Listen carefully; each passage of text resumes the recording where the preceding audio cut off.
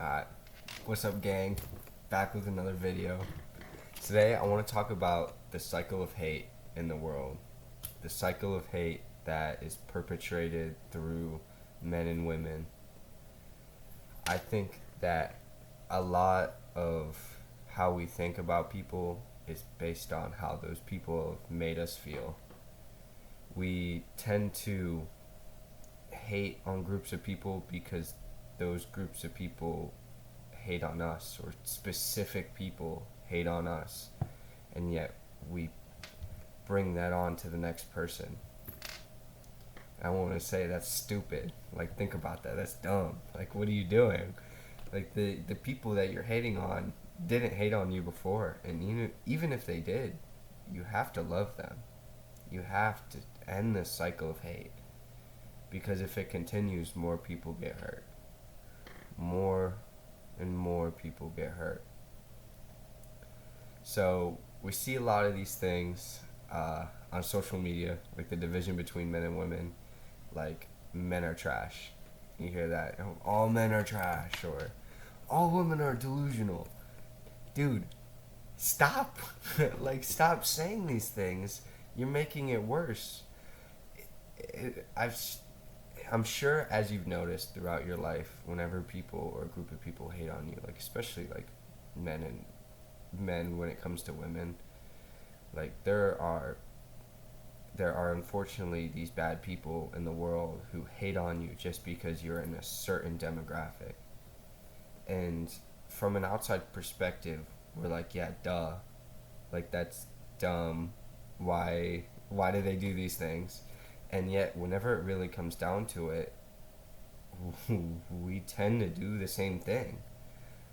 Especially whenever it comes with, like, a group of guys, like, hanging out, talking about how women are, like, hard to read, or there's no good women left. These things that are really keeping us away from a true, genuine relationship with another person and our relationship with God. Because even in Galatians 3:28, that there is neither male nor female, you are all one in Christ. It means that no matter who you are, what gender you are, the person you are, what you identify as, you are all one in Christ, meaning you all are loved by Christ. You all are equal. You all are one whole of humanity. And it seems like social media perpetuates this a lot. It's where I'm sure a lot of you guys get your news and your information from is your phone. Is the freaking brick on your phone. It shovels out these things that the algorithm knows is good or will get your attention, good for the platform. They will show people either hating on women, like some manosphere podcasts, for lack of better words, like alpha male stuff, or the complete opposite, like women on podcasts talking out their bad experiences with men. And I think we need to divide these instances of bad people compared to the group. One bad apple doesn't ruin the whole orchard. One bad burger from McDonald's doesn't make the restaurant bad. It's just that one opportunity or one person is a terrible person, or that at least they're exhibiting bad behavior. And it's so important for us to recognize that it is just the individual and not the group. That sure, there may be a lot of people that peddle this idea out, of course, because people are like sheep. People follow other people. That's a very human and natural thing. But we're not that. We're not sheep. We think differently. That's why you're here. And we have to then, once we come into that hate in our life, we have to show love towards them. We have to show that I don't want you to drag me down to your level. I'm going to build you up to my level. Because clearly this person needs it. clearly this person needs you in their life, or needs this interaction to go positively. Because if you act negatively, a negative plus a negative equals a greater negative. And so whenever they give you negative and you give them a positive, it offsets it. More or less in one way or another. But either way, it still goes closer to God, to a greater number, to a greater amount of positives and equals. For like math terms, you math nerds out there, my heart goes out to you. I love you. And both of us, both men and women, and people of LGBTQ, they all face discrimination or hate from, the opposing side. And we just have to brush it off. Show them love. Show them that you're not going to let that get to you. Feels like there's a spider on my neck. That you're not going to be dragged down. You're going to lift others up. And dude, I get that. I used to be in the same boat. Be like, dude, there's no good women. Like this. All the women I've experienced are very superficial. Well, not all, obviously. See what I'm doing? It's so ingrained into how we speak about these things that it's difficult to really just figure out, because it's so ingrained in our society and the people in the world and social media, which is how social media shapes people pretty much fully. Like, most people are influenced or have social media, therefore are influenced by social media to be in a certain way. Usually it's an echo chamber of their already pre-existing beliefs. And so we need to just break free from this. We need to break free.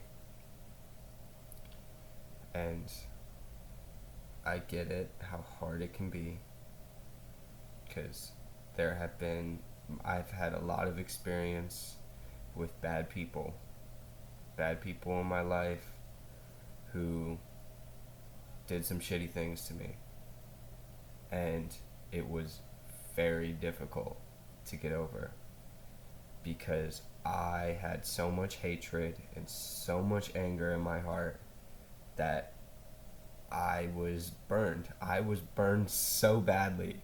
That shit, I needed like ointment. That shit was that bad of a burn.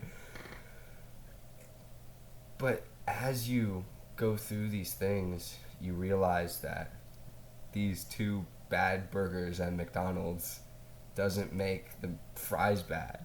It doesn't make the Happy Meal bad or the toy any less fun. It just shows that sometimes you're going to experience bad people in your life. And all you can do is forgive. All you can do is forgive and pray for them. And just be true to yourself.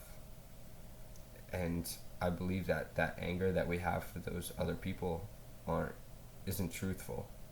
It's not how we really feel.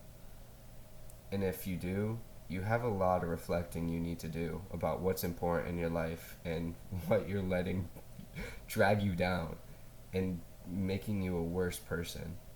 Because anger has never helped anybody ever. Sure, it's helped them achieve goals maybe out of spite, but what's that cost?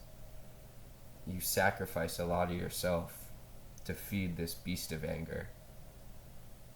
And some people just don't have enough to feed it.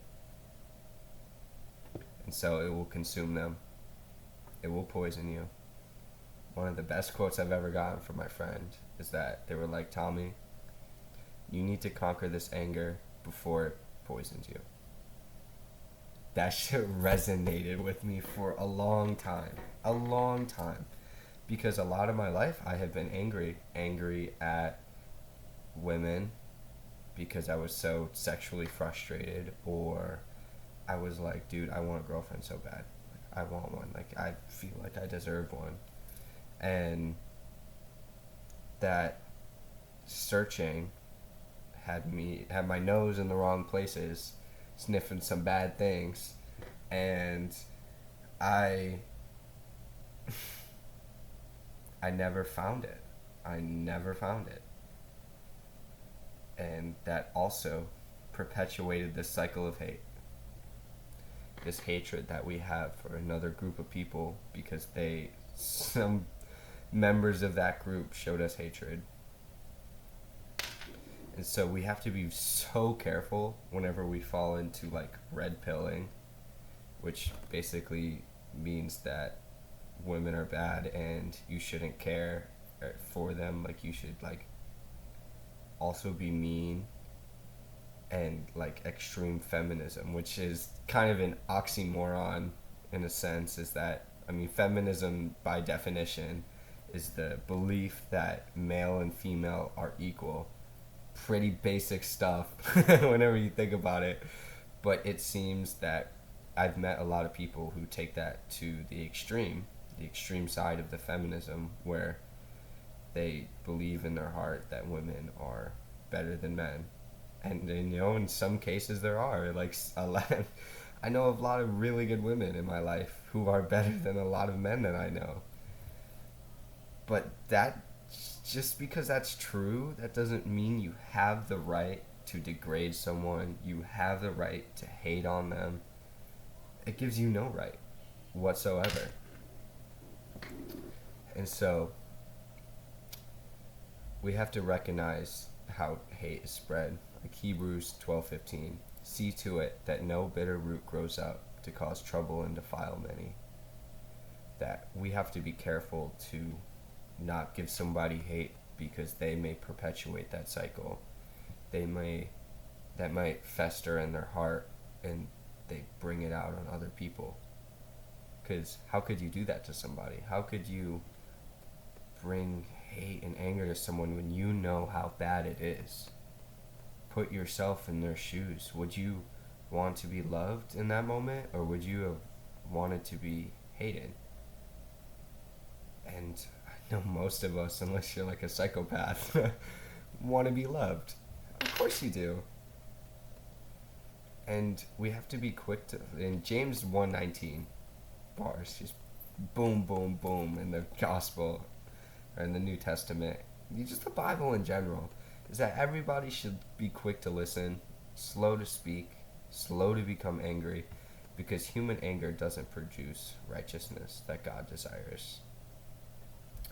We should be quick to listen, to understand these people that we're speaking to in this moment. Slow to speak, so we're really listening.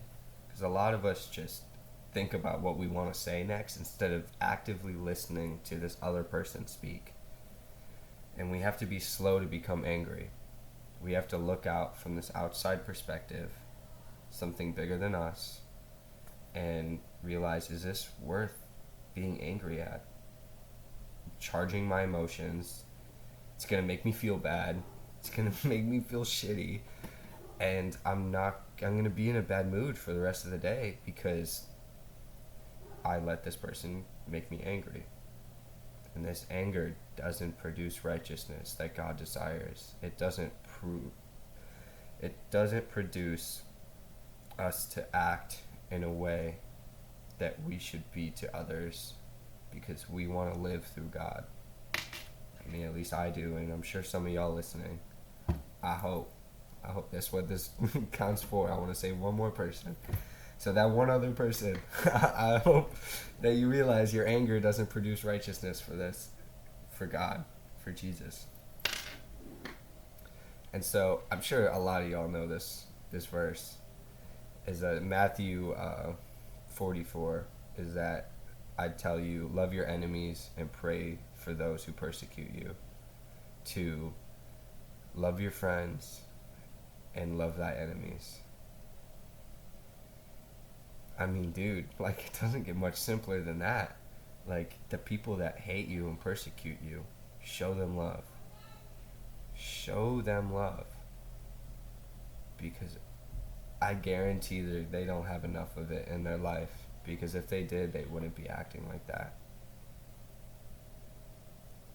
And so, we have to love those who hurt me. And that's something that took me a while to learn. Like with that scenario with those 2 cheeseburgers that screwed me over, I forgave them. That took a while, that took a lot of heart. And I love them no matter what.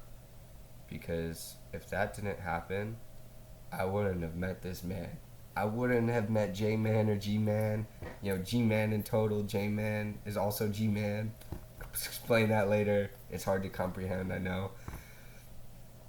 But I wouldn't be the person I am today without me overcoming my anger in that situation and learning outside of it. And that's just something that we got to figure out. We have to figure out. So, the devil, man, he loves division. He loves dividing us. He loves splitting us up so we can pick apart the differences between us instead of loving the differences. Because you know what that does? You know what it does? It makes us hate. It makes us angry. It makes us angry at one another for things that sometimes we can't even change, like racism. Like, how stupid do you have to be racist? Like, why do you hate on another human being or think that a whole group of humans are less than you because of the color of their skin? Well, what? And I understand there's more like prejudice to that. Like, it comes with stereotypes, and that then breeds prejudice on these group of people. But like, dude, you have no idea who these people are. You have no idea what they've lived. Like you've lived. I'm sure you've done a lot of shitty things. Like I've done a lot of shitty things. And I'm sure they have too. Or haven't. You don't know. That's the whole point. Is that we're all equal in God's eyes. No matter what. No matter what. That's consistently preached through the gospel. That God didn't come for the righteous. He came for the sinners. He came for all of us. Jew or Gentile, doesn't matter. He came for us. God loves the world so much that he sent his only begotten Son, so that whoever believes in him may not perish, but have everlasting life. Like, that's beautiful. That's so beautiful. And I hope that you guys get to experience that one day. Like, experience the love that he gives to you. Because this love needs to be shared to those who hate us. It needs to be taught to people who don't understand. Because if they understand, then the whole world changes. The whole world. And it starts with one person every time. It starts with you. It starts with you and your decisions. So are you going to hate on another person because that demographic hated on you? Or are you going to love them? And so they may spread it to others. Because that stuff's contagious. That stuff is truly, truly contagious. And I want to ask y'all some questions. Is that why are you holding on to the hate? Why are you holding on to the hate to women? Because you got your heart broke? Dude, you know how many people's hearts are broken? And not to discount your feelings, but I want you to see it from an outside perspective, that you can either dwell on these negative things, or you can start loving it.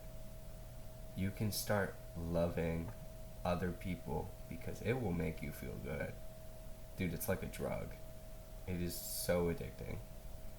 And that's what Jesus wants from us. To spread the good news. Spread this love. He wants us to spread this love. Spread the truth. because there's a fog of war in the world right now. And a lot of people need some direction because they're just walking in the haze, no idea where they're going, instead of focusing on the light. And so, I want to ask some more questions. Bear with me.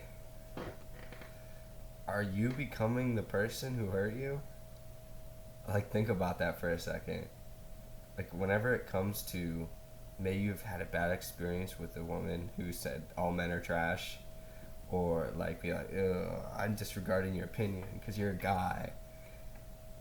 Do you not do the same thing to women? Maybe not as external, but internally, you may disregard a woman's opinion because you are part of this cycle of hate, and you may not even realize it. Or be like, you meet a girl, or you don't even want to talk to a girl who interests you because you're like, gosh, she's probably for the streets, you know, she's a hoe, or she probably hates men, or is delusional. And it's like, dude, you're being delusional right now. You're being delusional in that moment, putting on your own attributes to this person. It's like, dude, you haven't even talked to them yet. And even if they are these things that you think they are, so what? It shouldn't be a confirmation bias. You should still show them respect and love because they are another human being.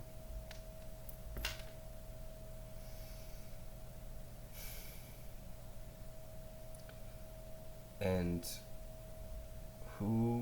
what would your life look like if you laid down that burden of hate today? Just let it go. That's something that I had to wrestle with too. Is that after those things had happened to me, I had all that anger in my heart, and it was ruining my day to day. I was a different person. Like a switch had flipped. I was so very lost. So lost. And then I asked myself, is this anger hurting me or is it helping me? And I think y'all already know the answer to that question. Because you're smart. You know. You understand these things. Or you know these things. I'm not so sure that we all understand these things. Because we may know something intellectually, but we may not understand it on a level that has us change our actions. To truly change our actions and how we feel. And so we have to understand that this cycle of hate is dragging others down.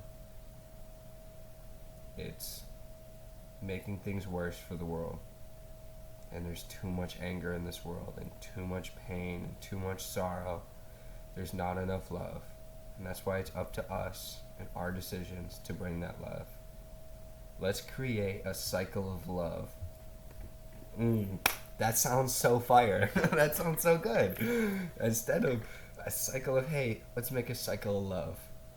I came up with that right now. That's smart. I'm thinking.